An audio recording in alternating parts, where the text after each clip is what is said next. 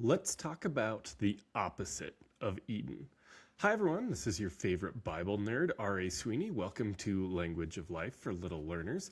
Today I want to talk about moving into the second verse in Genesis, where it starts to describe what things were like before God started to speak into creation.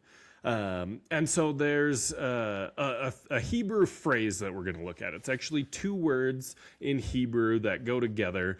And you've probably heard them translated as formless and void. Empty might be in there, waste, desolate, those sorts of words. Because that really is what these words kind of are getting at. But I feel like some of that language, it does mean what it's saying there, but it's a little bit harder to understand in our contexts because we don't really use words like void and things like that. So today I want to talk about this two-word phrase that is Tohu Va'Vohu. And the Va'Vohu is one word, so that's why I'm saying two words. So if you guys want to say it with me, Tohu Va'Vohu. Tohu Va'Vohu. And it kind of rhymes, so it makes it a little bit easier to remember. And that is that term that often gets translated as wild and waste or something like that. And it's actually kind of an interesting phrase because tohu is all over in the Bible. We see that word quite a bit. The word vohu, the va in there just means and it's tied onto the beginning of vohu. But the vohu portion of the phrase doesn't appear anywhere in the Bible other than with tohu. So it's never a standalone word. It's only attached to tohu. And so I liken it to saying like super duper.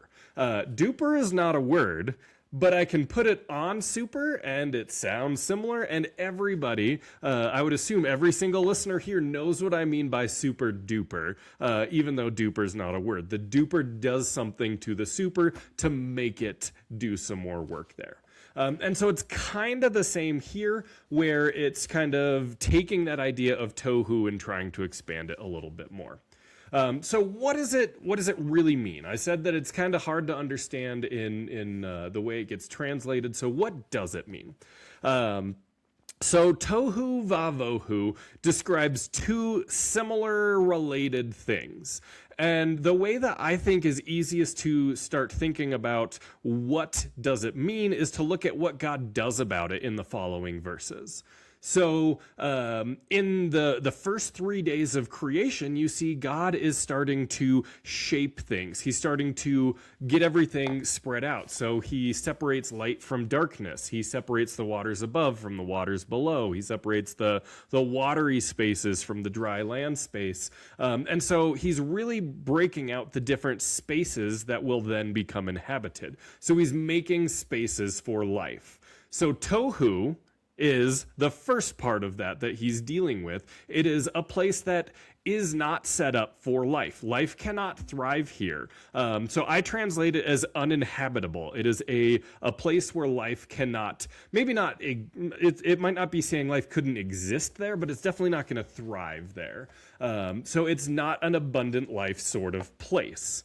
And then we see the next 3 days of creation, God is filling those three spaces that he made, the skies, the seas, and the land, with all sorts of beings to be put in there. So he populates the skies with the sun and the moon and the stars, and he populates flyers in the air and swimmers in the waters and land creatures. And so he's filling those spaces with abundant life, and he's telling all the life to be abundant, like swarm and team and be fruitful and multiply and all those things. And so that's really what the vohu is describing there, is that it's not full of abundant life. So I translate it as uninhabitable and uninhabited, which I realize is a bit of a mouthful, but I feel like it's at least words that we kind of understand a bit more than like, what does void mean? Void means that it's empty, but really the focus is on life here. So it's a unlivable space and a lifeless space is kind of what it's getting at. And that ties back with what we talked about a few weeks ago with the word bara, which means to set things in order, where I was saying that like God is taking this disordered place where life cannot thrive, and he's building it into a place that life is thriving.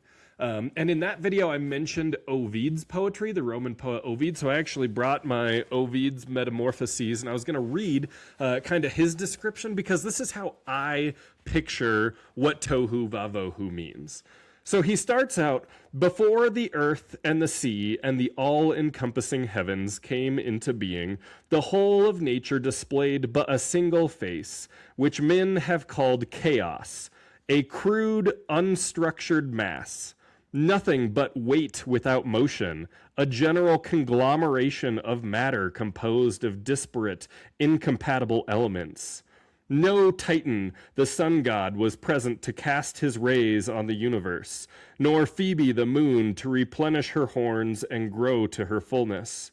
No earth suspended in equilibrium, wrapped in its folding mantle of air. No Amphitrite, the goddess of ocean, to stretch her sinuous arms all round the earth's long coastline. Although the land and the sea and the sky were involved in the great mass, no one could stand on the land or swim in the waves of the sea, and the sky had no light. None of its elements kept its shape, and all were in conflict inside one body, the cold with the hot, the wet with the dry, the soft with the hard, the weight with the weightless.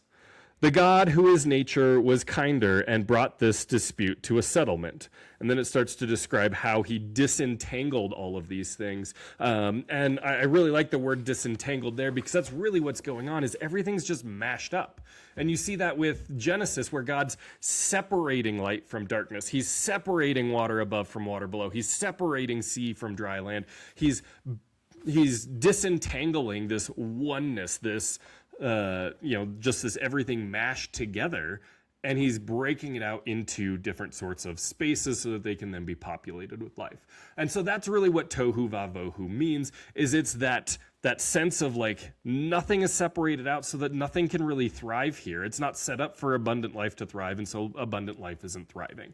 And that's what Tohu Va'Vohu is. It's actually a really, really important concept as it develops throughout the Bible, because we see that God is fighting against Tohu Va'Vohu the entire time. And it comes up in not a ton of places by name. The idea comes up a lot. The words Tohu Va'Vohu come up a handful of times.